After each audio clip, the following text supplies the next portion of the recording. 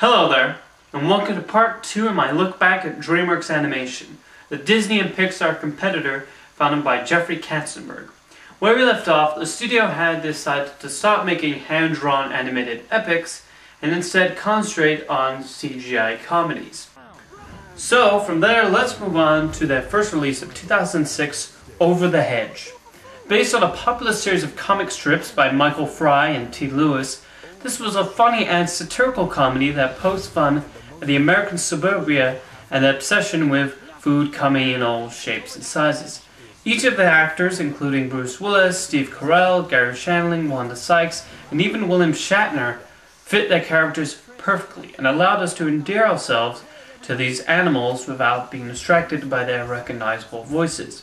The script was also intelligent as it develops the characters well, and though the visuals were simple, they added to the humor of the film. Over the Hedge is definitely one of the better films from DreamWorks in the past 3 years, and was very successful with both critics and audiences who greatly enjoyed these animals' antics.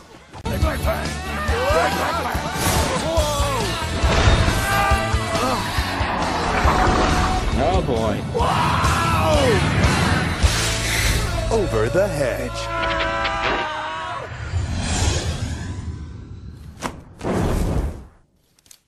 You're the devil.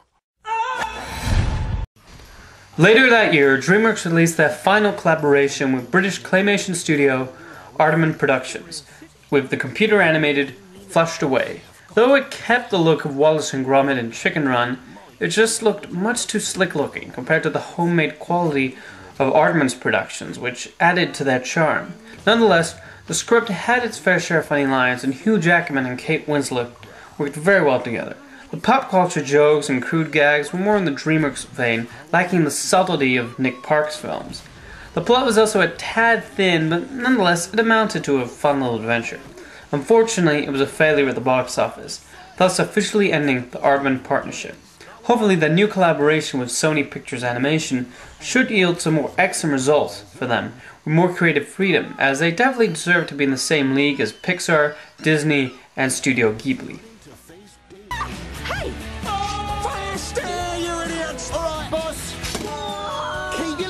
When you hit the water. I kept my legs straight, Spike. Oh.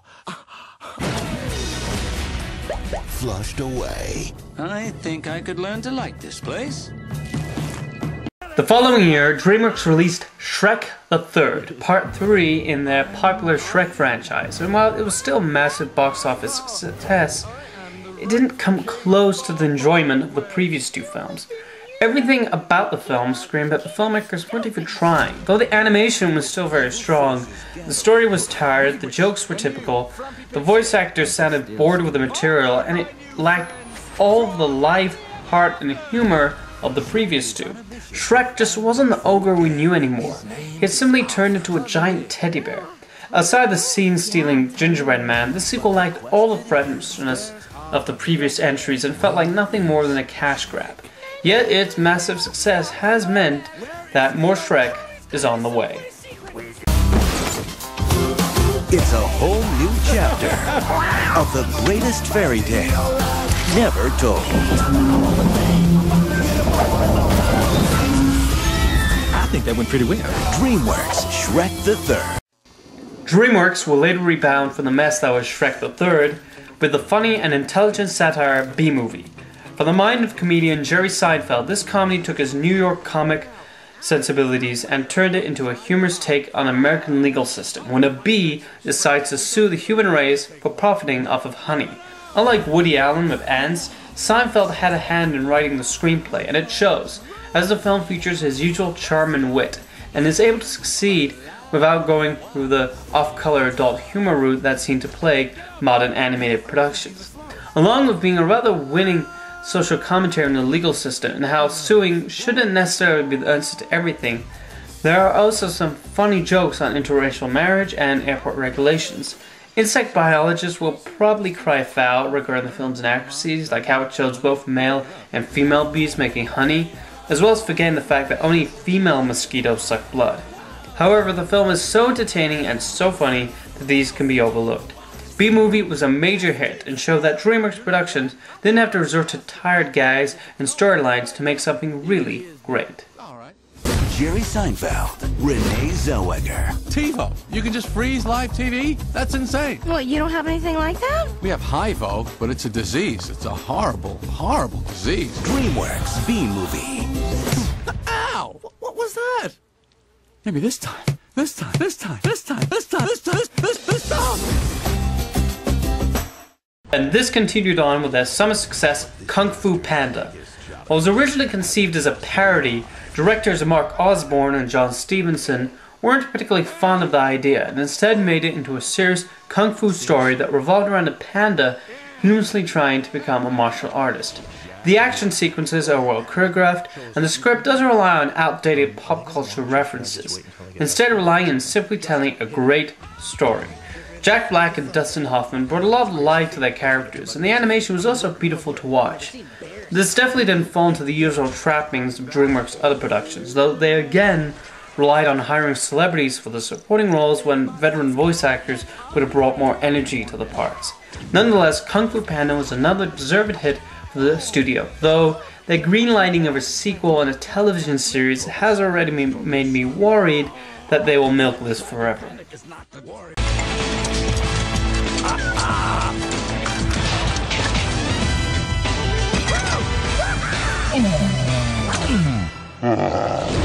DreamWorks Kung Fu Panda. You have done well, Panda. Done well? I've done awesome! Oof.